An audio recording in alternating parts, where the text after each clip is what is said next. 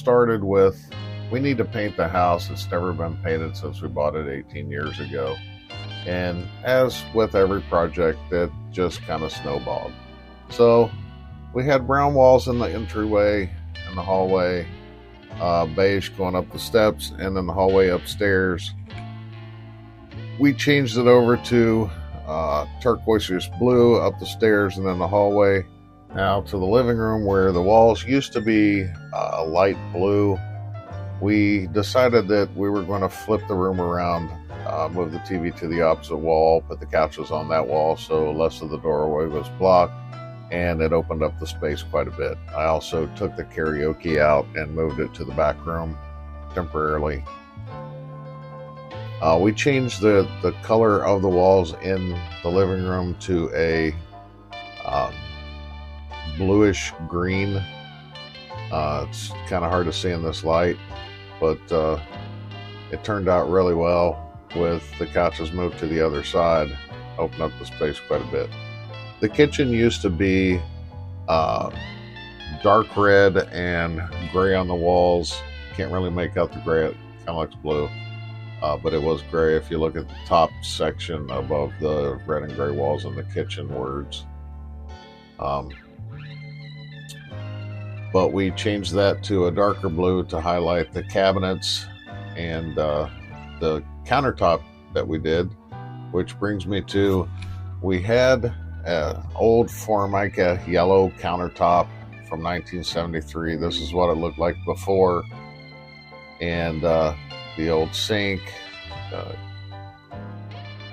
countertop was not in horrible shape, but you know, some of the end caps and all that were all broken and snapped off. So we decided we were going to redo it.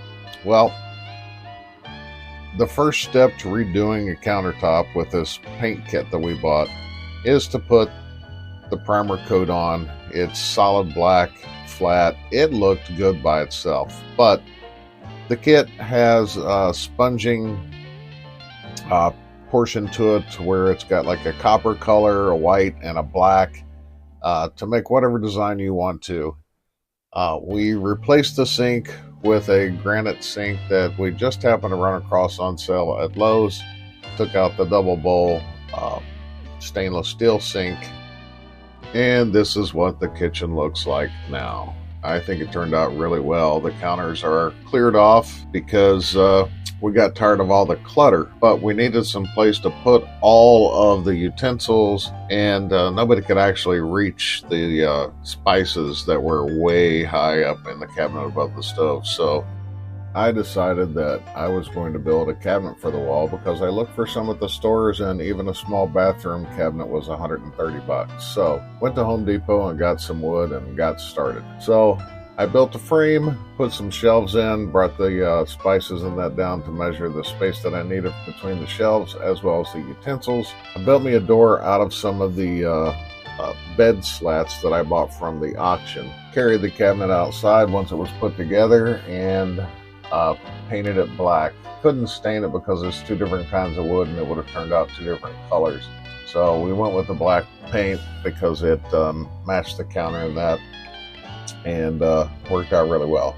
This is what it looks like on the wall, and this is what it looks like opened up with the spices in there, and then we added the utensils from the drawers, cleared up a whole lot of space in the kitchen, made space for other stuff that we didn't have space for. This is the final look. The next project is going to be a backsplash. Got these tiles at Lowe's for 15 cents a piece. The whole project's going to cost me right around $130 to do 20 square feet of backsplash. Hope you enjoyed the video.